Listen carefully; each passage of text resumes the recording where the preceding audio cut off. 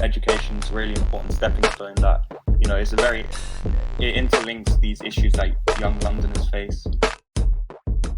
Hello and welcome to the Keeping It Wild podcast with myself, Max, and Raymond, Sharnee and Anika. It's the 1st of March, but spring is on the horizon and it's a beautiful sunny day down here in southeast London. I hope it is wherever you are or whenever you're listening. Maybe it'll be raining by then, who knows, but fingers crossed for the good weather. Now, in this podcast, we'll be talking all about issues with wildlife in London, hoping to inform you a bit about wildlife in London and maybe spark some new thoughts for you, some discussions for you and your family and your friends, a bit of education. Right, now, first of all, in case anyone didn't notice, we're in a national lockdown. And I'd like to talk about that because it's a bit of an issue in some ways for nature that many people might not realise. And first of all, it's brilliant that during this lockdown, so many people have been seeking out our wild places in London. People have discovered many new places and have flocked to the woods and our green spaces in large numbers. But with this influx comes a lot of people who maybe don't know the problems they may be causing to the woodland. And I'm not here to lecture people, but there are some things people ought to know. That first of all, just stick to the paths. That's what I'd like to say. It's just a point. It's been on my mind recently, so I'd like to get it out. Just stick to the paths. People put them there for a reason, Now, in case you didn't know, if you're stepping outside those paths every time, you're ruining space for young plants and saplings, and in turn those provide habitats for insects and spaces for other woodland mammals. So be careful, just stick to the paths, and don't destroy the local habitat in these areas. And this should be common knowledge by now. But don't litter wherever you're going, especially in woodland. If you're littering, this can cause problems for local wildlife. Of course, enjoy the local spaces, enjoy the outdoors, but just be wary of where you are. Have some respect for it every time you go there. But enjoy most of all enjoy. I'd like to pass on to Anika, talk about diversity and nature in London. Hiya, my name's Anika. I'd like to talk about the diversity amongst the people who sort of volunteer and work in wildlife conservation. I feel like a struggle that we have is having diversity in terms of a cultural and economic background. I think this is a big issue with some young people in London because there's not enough people like them to influence them to want to get involved and get active. It's also made an issue in terms of people from all different backgrounds aren't as involved in wanting to care or make a difference in it.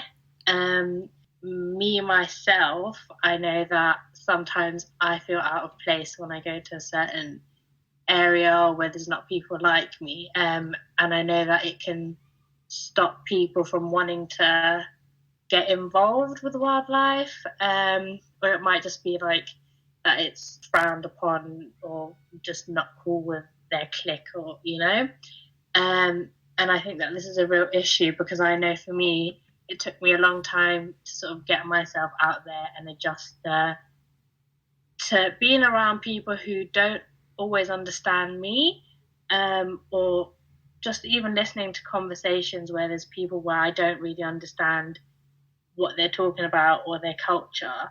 And I feel like this is a big thing that I just want this to reach out to as many people as possible and for everyone to feel like they can do it not dependent on who's around them or what everyone's saying. I'd want people to want to do it. So yeah, I think that sort of exclusivity is something that is close to my heart in some ways. So yeah, but this leads us nicely to the next topic, which is going to be by my fellow trainee, Sharnee. Hi, I'm Sharnee. So obviously going on from diversity, I think sexism also is a huge problem that we're trying to fix at the moment in wildlife, nature, environmental careers.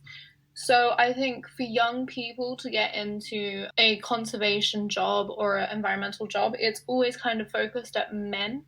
It is a very male-dominated industry. I know from experience where when trying to find volunteer work or job opportunities, I've had people kind of like in disbelief that a woman would A, want to get like muddy and dirty, and B, that we'd be strong enough to do the same jobs as the men in the same industry, which I think is wrong.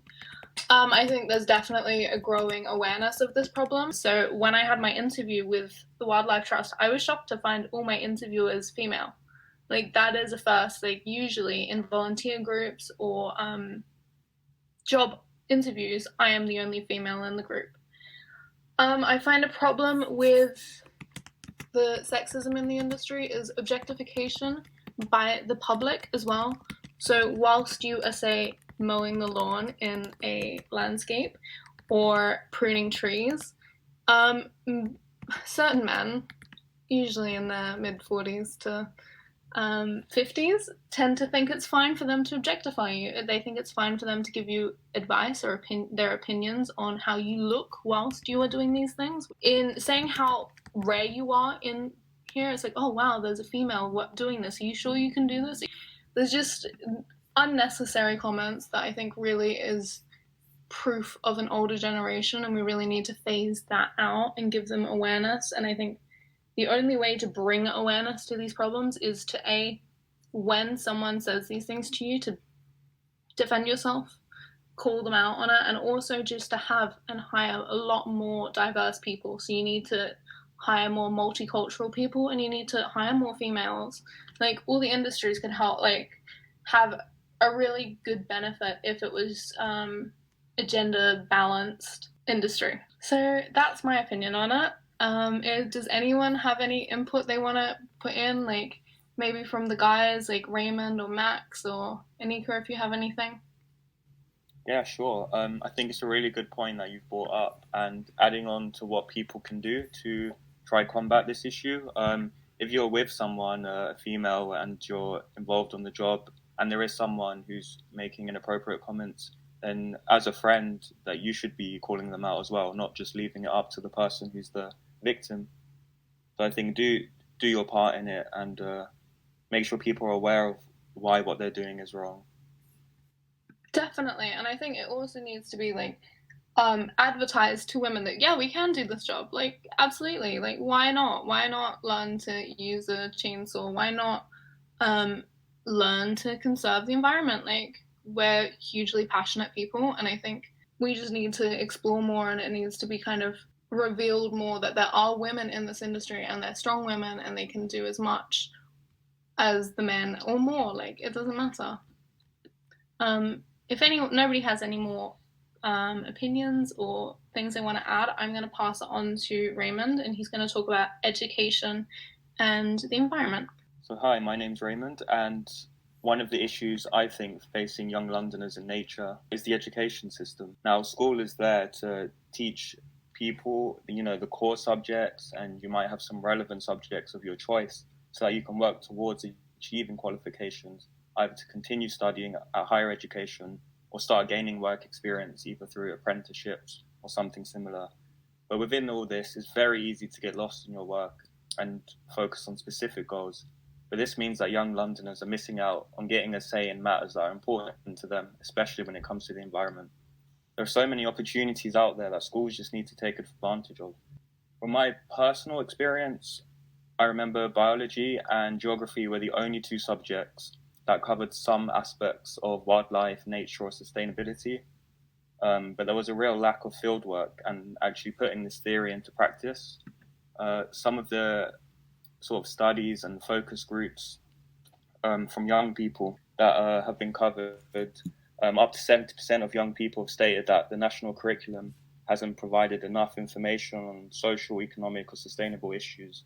There's definitely a need to incorporate or integrate more practical field work into some of these subjects so that young people can get an idea of the nature that's on their doorstep, what they can do to get more involved.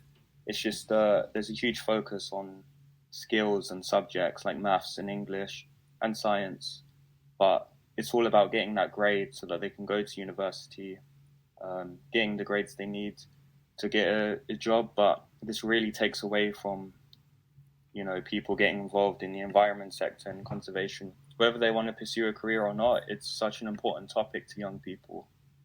Now, there's a whole host of different issues, social, economic, but if we start to make changes or bring the attention to the education system, I think it's a really good place to start in making a change. Well, I absolutely agree with you there, Raymond. I'd just like to say, I think as well that learning about conservation and wildlife is utterly rewarding.